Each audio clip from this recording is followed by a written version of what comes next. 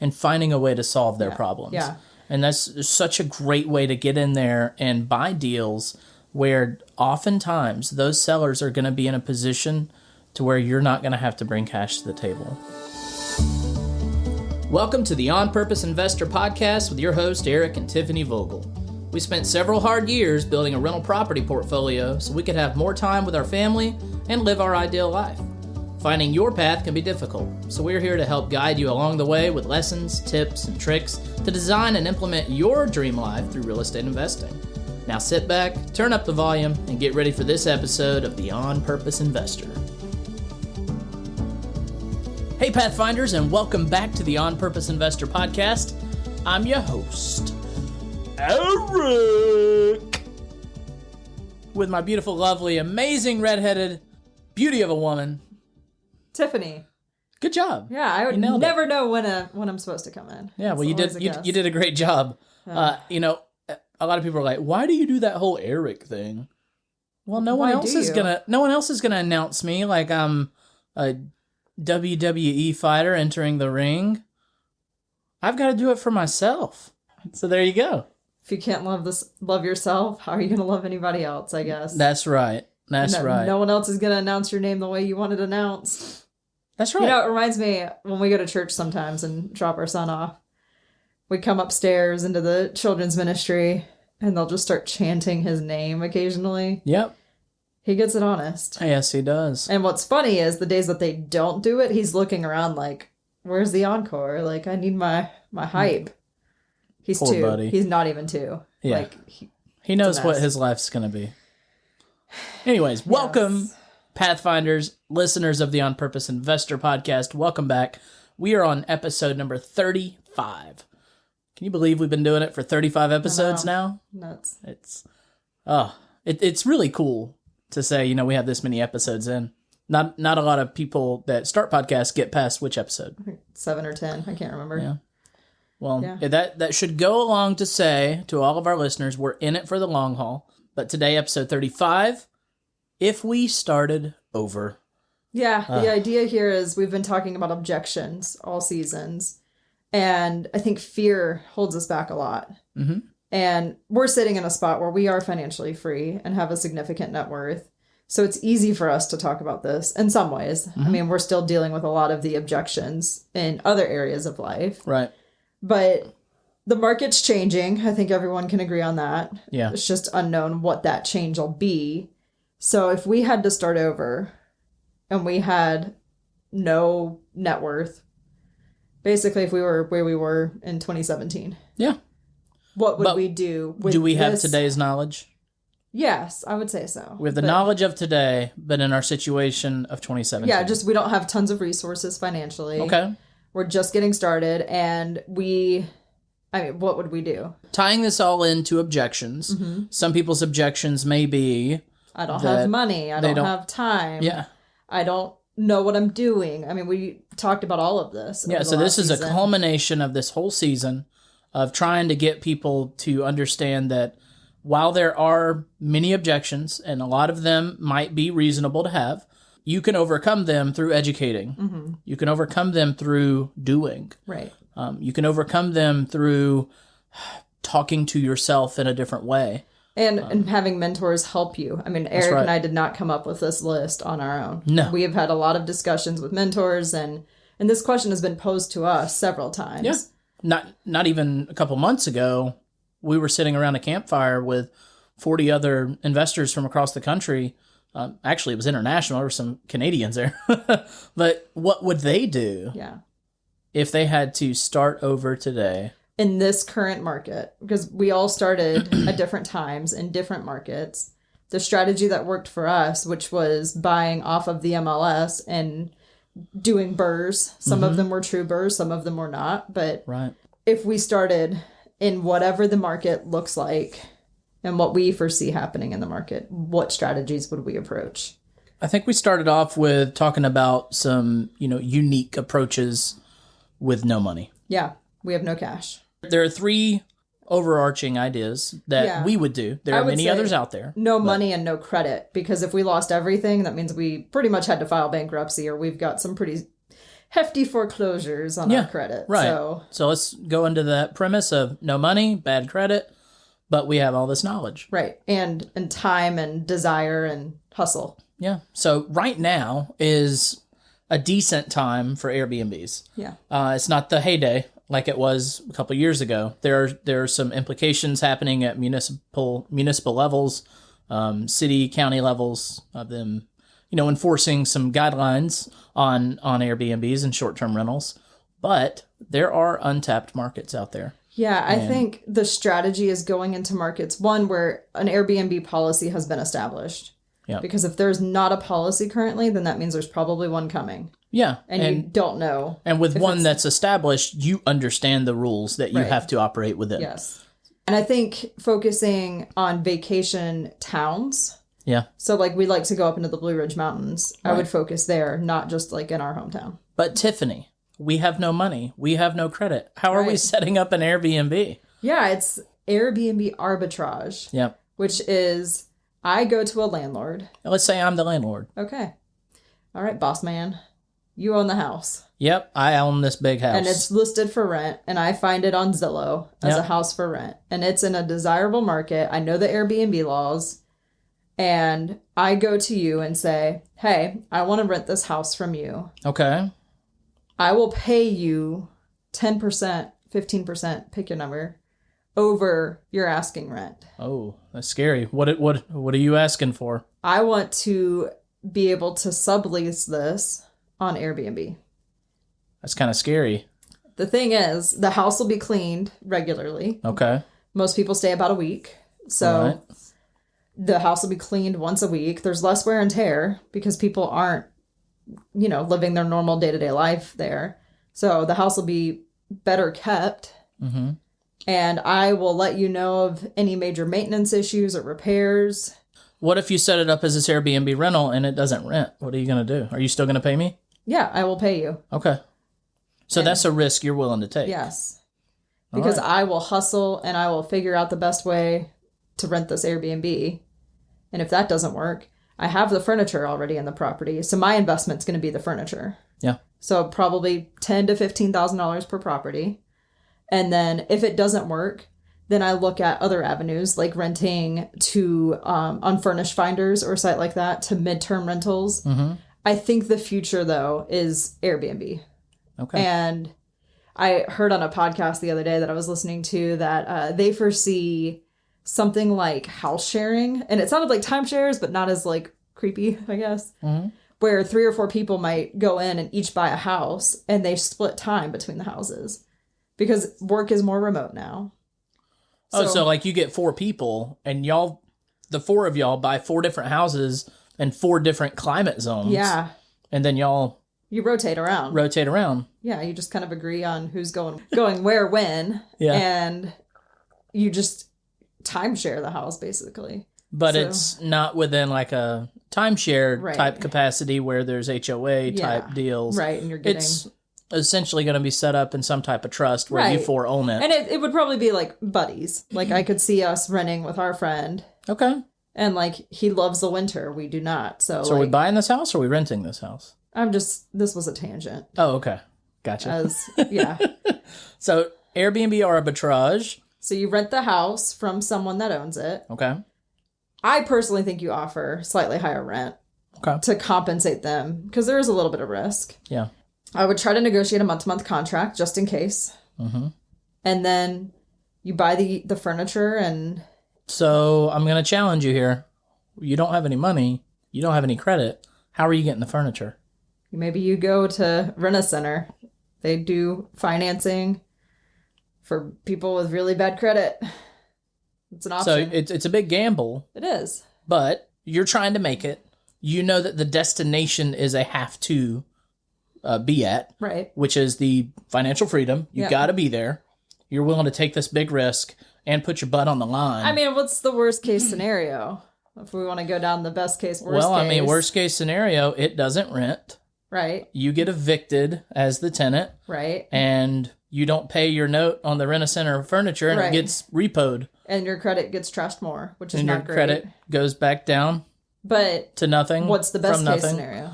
Well, best case scenario is that you have a functioning, profitable Airbnb that you have minimal risk in because you don't own the property. Right. You capture all of the gains above what your rent is and your utilities. So probably $1,000 a month, I think, is a reasonable estimate. It depends on how much you're financing on that furniture. I know. I'm just saying. I'm getting in the weeds of it, but you could make it probably $500 to $1,000 a month. And how many houses would it take for you to support your lifestyle? I think just a rhetorical question. 10 to 15, most people could do it. Yeah. If you could go find 10 to 15 landlords, you might even find just one landlord with 10 to 15 units and do it that way. Yeah. So, and if you have some cash, $15,000 per property is not a huge amount to put in. Yeah, and the more properties you convert into these Airbnbs, you'll be able to snowball it and pay off those old debts. Right. And start paying cash for all your furniture. Right. And probably even upgrading some things and getting hot tubs at some of them and making sure your landlord's okay with that. Right. And just, letting them know, hey, you have a hot tub at this property now. Y'all may want a vacation there. Yeah. And you end up building this really good relationship with this landlord. And the best case scenario is you end up buying that property from that landlord on terms. My next comment was going to be, in your contract with them, you can write in an option to purchase the home. Right. Or a right of first refusal, which means if they decide to sell, that you have the opportunity to buy it first. Yeah. That's an advanced strategy. So for our friends that are in the advanced investing realm, I think that's something to consider. But absolutely. If you're new, don't get hung up on that last thought. Yeah. Just think, if you're over the age of 18, you have the legal right to rent a property. Right. And if you manage the property well and are good to that landlord, when they go to sell, you're going to be the first one to know. Because they're going to have to get the house ready. Yeah. So then you do have the opportunity, even if you don't have it written in the contract, absolutely, to buy it. So make sure you educate yourself first on what Airbnb consists of. Right. I mean, we know nothing. Yeah. We're talking about Airbnb our house. Right. And we don't know anything about it, and we're not interested in learning anything about it because we have too many other things going on. So we have an expert that we're willing to pay and pay her a monthly percentage. That's right. So you could be that person, though. It's the who, not how. Yes. Yep. Yeah, we talked a little bit last episode about struggling with hiring other people and letting them run parts of our business, and this is one example of where we're doing okay. Yep, that's right. So another approach, which is very similar, is master leasing. No money, no credit. You're at square one, but you got all the information, and you said, "I'm sorry, I interrupted you." Yeah, master leasing. Okay. So it's the same idea, but instead of leasing it to Airbnb, you're going to rent it to a tenant. Okay. So it's similar to property management, but it is not property management in the sense you don't have to have a real estate license. You're a professional tenant. Yes, that's what you are. Yep. And you just have the right to sublease. There you go. So you sublease this house to another tenant. Yeah. And you manage it. And there's a great course called Hassle-Free Property Management by David Tilney. If that's something you're interested in doing, I highly recommend it. Absolutely. He is the expert. He has taught us everything we know. We've taken the course, so we have the forms and all the things we need to be able to do this. So if we were starting over, this is definitely a strategy I would pursue. Yes, no doubt. It's one where you can get into the game very quickly, very little to no money. You can build relationships with landlords that most likely have more than one property, because the onesie twosies folks, they usually put them with property management companies. But the people that you get the most traction from master leasing from are tired landlords that don't want to deal with a property manager. Yeah. So you're likely going to have an education along the way with that landlord. You're likely going to be taking over properties that have potential, and you're also going to be in that same boat as with Airbnb. You're going to build a relationship with that landlord and potentially be a buyer for them. Right. So similar to the Airbnb strategy, but just renting to a annual tenant. Yep. A standard tenant. That's right. And, another approach, we could always go back to our jobs. Yeah, so this is with the understanding that we were financially free from our rentals. We lost them all. We have trashed credit. We have no cash. And we're kind of left with our hands out wondering what's next. Well, because there's two of us that were both on this same page of real estate investing, it would probably make a lot of sense for me or her to go back to work and then the other go in and start master leasing or finding these arbitrage opportunities. Yeah, definitely. So just to get some income to stay afloat. Fortunately, in our situation, you work in the National Guard. So there's an opportunity for you to go full time there. So you had the right now, like you could go back and get a teaching job. That's right. Because there's a shortage of teachers. Yeah. You could go full time in the Army. Yeah. And then I could also go back to my analytics job or something similar. Yeah. So if we got into a situation where we lost everything, go back to our jobs, and we could scale back our spending personally. Oh, we would straight up be beans and rice and beans, and do the bare minimum. Right. And go back to those, we call them the Cooley Road days, and that's just the days of our first properties that we struggled. Yeah. And we hustled we had our nose to the ground, working hard, had no enjoyment outside of the enjoyment of working with each other and working on houses. Yeah. That's all we did. So we'd just be back in those days and hustling really hard and making the same sacrifices we did then, but we'd have 2 children. Right. And those sacrifices would be a lot more difficult. I know they would be. And for our listeners out there that already have children, you're like, well, I'm trying to get started the first time and I've got kids, and y'all can't relate with me because y'all didn't have to do it with kids. Well, we do have kids now, and we do understand the time constraints that go with it, but it is still possible. Yeah, and it's worth it, in my opinion. I mean, obviously pick the strategy that works best for you and your family, but the freedom that we have to spend time with our kids, well, 1 kid and 1 very soon on the way. That's right. It's worth it because, you know, we send him to a half-day school, then we get to have lunch with him, and then he goes and naps, and we go and record podcast episodes, and then we hang out in the afternoon. It's so worth it. So yeah, absolutely. If you do have kids, young kids, any kind of kids, get them involved depending on their age, and just know that the hustle is worth it in the end. Yeah. So if we started over and had some cash or access to cash, so we didn't lose it all. We wanted to buy houses. Yeah. So the strategies we've kind of talked about so far to be in real estate without having to own the property. Okay. So if we wanted to find deals, how would we find deals in this market? There's so many ways. And we'll start off with a very just broad stroke and go with yellow letters and door knocking. Yeah. So what's a yellow letter? The yellow letter is I drive around town. That's actually driving for dollars. So I'm driving for dollars. I'm going to combine these, right? Okay. So I'm driving for dollars, which means I'm driving around town and I'm finding properties that look to be in distress, or they look like rental properties, right? And then I'm going to go back home and punch in that address into some type of online system. There's many out there. And Driving for Dollars also has an app called Driving for Dollars, and you could just tag it on that app and schedule a yellow letter to go out. But what's a yellow letter? A yellow letter is an offer, essentially. It's a letter that goes out to that homeowner, and it says, I am very interested in buying your house. I would like to make you a cash offer today.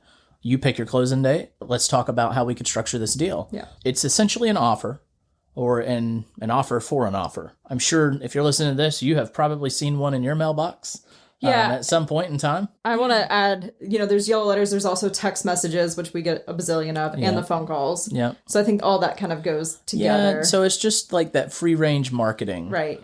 Of not very direct. It's very broad. The idea is that you're reaching out to the masses of homes that interest you, and you send them a lot of mail. Well, and you reach out to them a lot. You don't have to necessarily drive for dollars to do this kind of marketing. Right. There are lists out there that just you can search any kind of criteria. Yeah, when we got started, I remember pulling up these lists, and we did one for 90 days late on mortgage payment as a criteria. Yeah, we played around with it. Some life events that might... Probate. Yeah, we would need to do some stuff. research to figure out exactly what our list would be. Mm-hmm. I think we would probably wind up doing more like driving for dollars because we have a very small area that we would like to invest in. Right. So it's a lot easier for us to do driving for dollars or door knocking, which we'll talk about in a minute.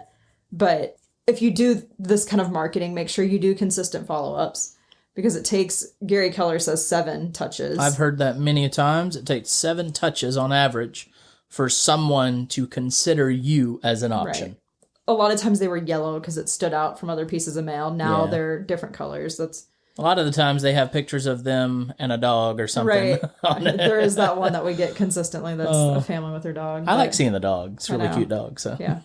So door knocking. I'll let you talk about that. So think of door knocking as driving for dollars, but instead you're walking for dollars. And you're walking through neighborhoods that you want to have a house in. And the idea is you walk in through these neighborhoods and you're knocking on the door of every home.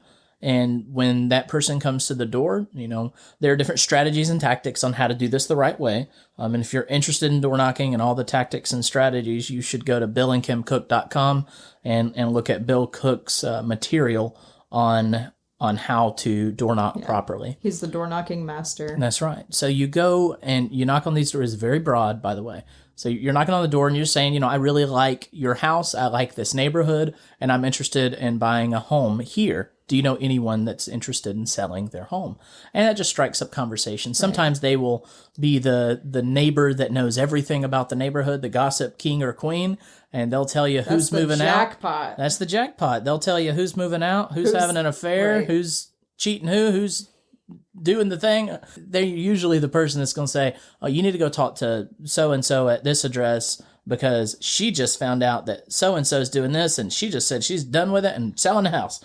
And so it's all about just getting to know the people in that neighborhood and building a relationship by door knocking, because you're still going to have that 7-touch thing of you're going to often knock on these doors more than once and say, hey, I love this neighborhood and I know you've seen me before, but I'm still looking. Right. And give them your information. I know Bill suggests making offers right there on the doorstep. His offers are... He has a cash offer and a terms offer. Yeah. And at the bottom it says, if any of this interests you, please call me so we can have coffee together. Yeah. So the true offer is not the numbers. Yeah. Yeah. It's the conversation. That's really the call to action or the offer that he's putting out there. You win by getting inside the home and sitting at a kitchen table with them. Right. And just hearing them out, hearing what their problems are and finding a way to solve their problems. Yeah.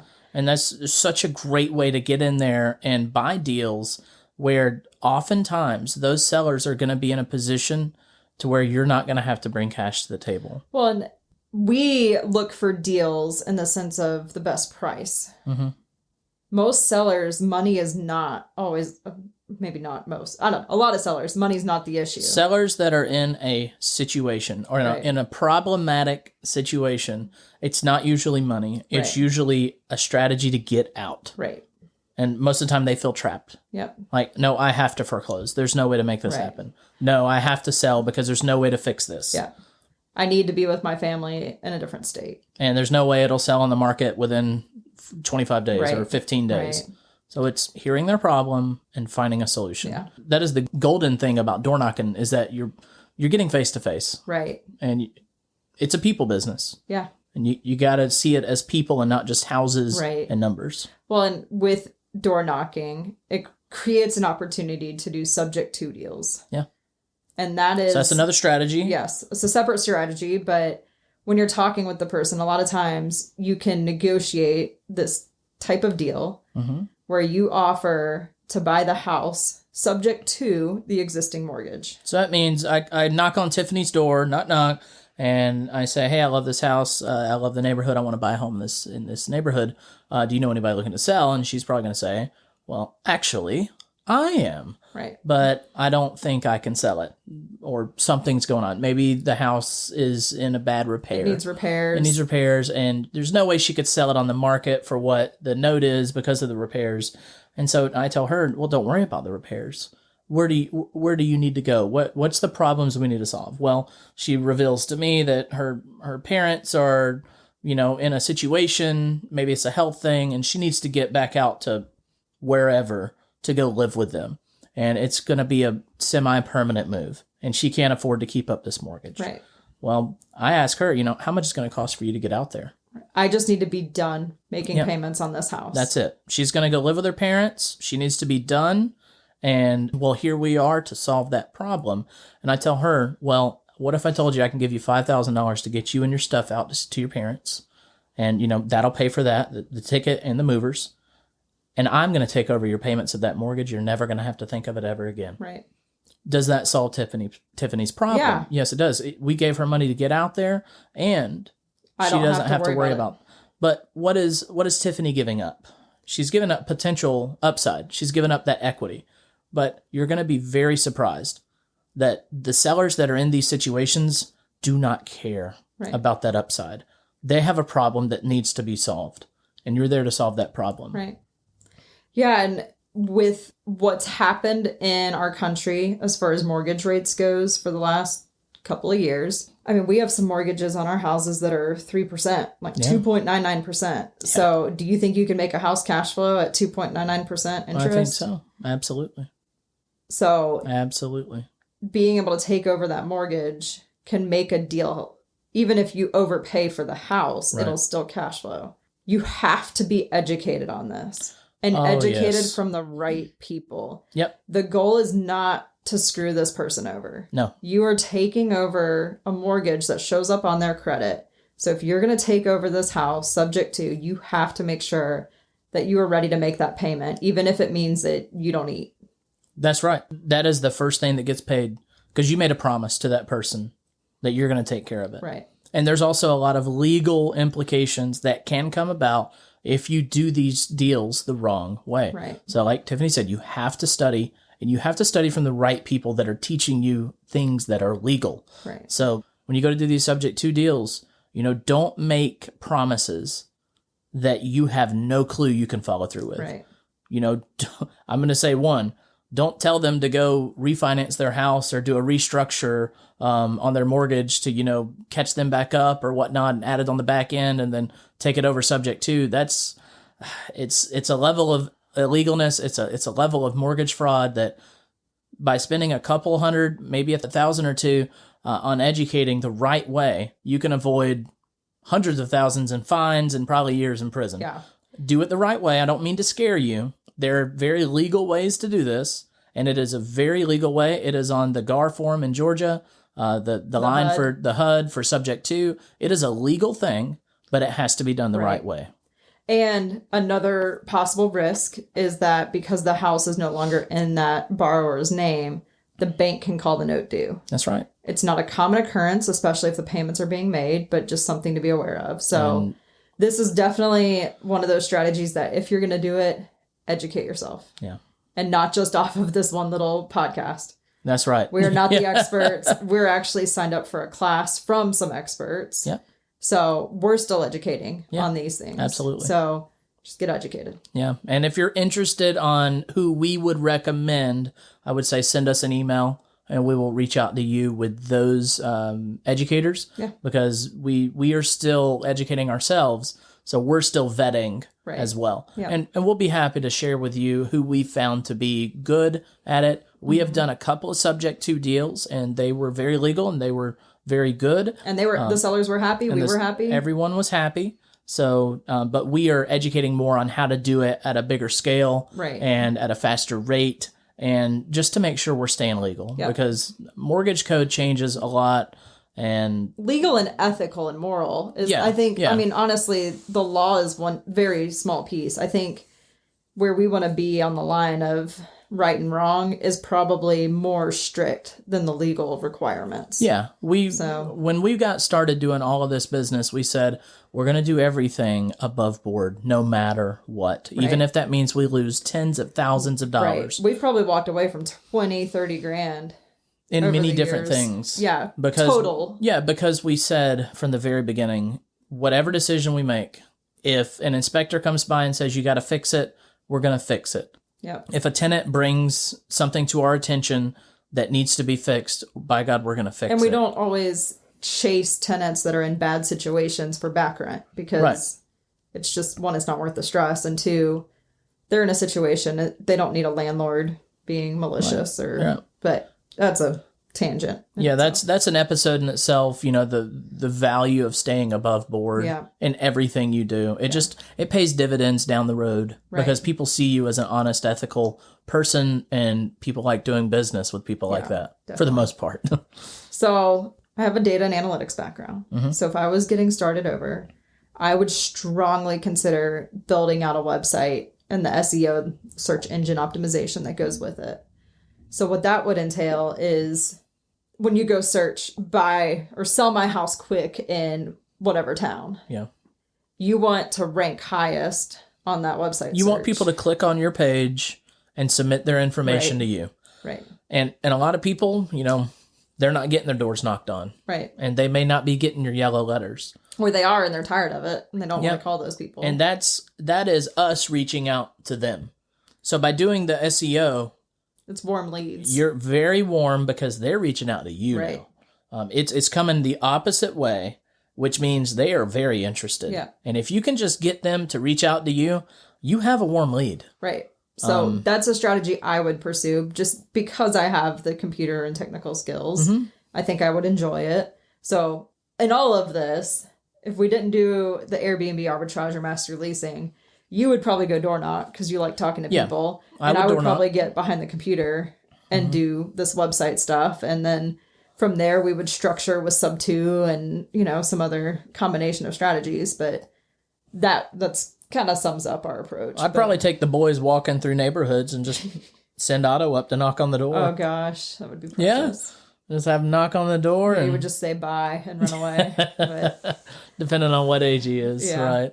So finally, wholesalers. I think that's always an option. Well, either you could become a wholesaler. Yeah. Or you could purchase leads from a wholesaler. I personally have no interest in becoming a wholesaler. Well, listen, hear me out. Hear me out. You are a superior when it comes to data and analytics. True. And so you would build a bomb-tastic website SEO website.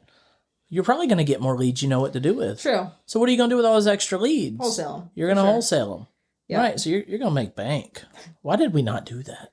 Because we used a strategy that worked for us in the market with our jobs. You need to go build this website because I think it's going to be great. All right. How about I have a baby and then we can talk about it. We'll get through that. By the time you're hearing this, the baby should be born. If it's not, we got bigger fish to fry. We got really big problems, That's right. So, wholesalers, you can build relationships with wholesalers. We have definitely spoken about this on many episodes prior about wholesalers. Make sure you're buying from people that are good people, just doing wholesaling the right way. Like we said, above board.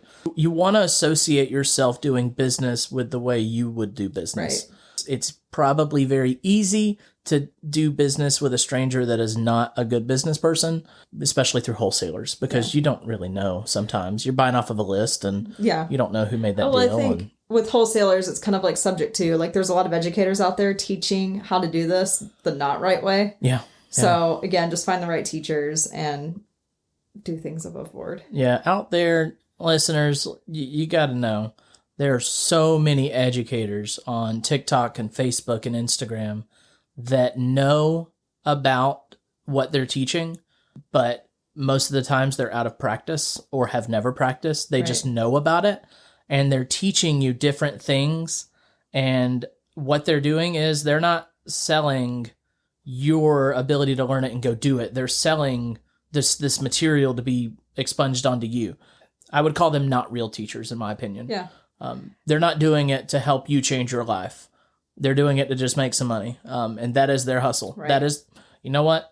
It's like in the old days when people would travel around in wagons and sell elixirs and all types of things. It's modern day carpetbaggers. Yeah. Just be careful. No, I'm not going to mention the people I think are carpetbaggers. That is not my place.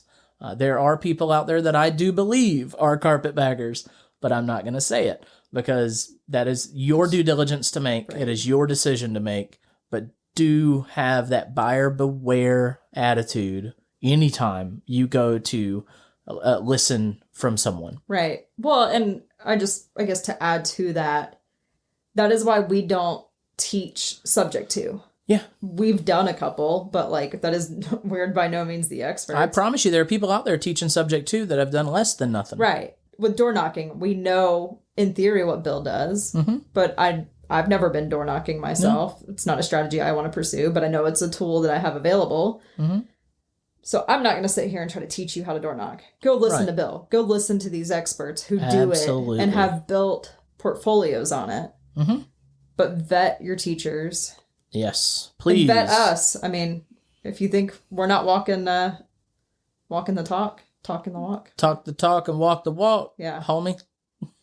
Everything we've talked about on this podcast and our book and the course, everything is stuff that we have lived. It comes from a real place. And I'm very thankful that we have a lot of listeners out there. Our goal is to reach as many people as possible that are interested in what we do. So that you can do it yourself. Yeah. That's the only reason. Like, we're not here to make tons of money or that's right. It's not for our ego. We put a lot of time and money into growing this business. That's right. And at this point, we haven't seen it come to fruition financially. Hopefully at some point it will so that we can, eat on it a little bit. But at this point, we're investing time and dollars into this business just to help people. That's right. Because that's what's important to us. Yeah. Is giving back. So if you could help us, help you, help everyone else, share our podcast, share our Facebook, share our Instagram and TikTok with just as many people as you want to, that you think might benefit from the content here at On Purpose Investor. What we do in everything of one of our episodes was we try to preach hyper-intentionality and to get you to start living your life with intention and to start living your life very on purpose and stop sleepwalking and just wake up every day with an agenda that leads you towards your dream life. That is just paramount of what we do. And we're so thankful that you joined us for another season. So this was season 3.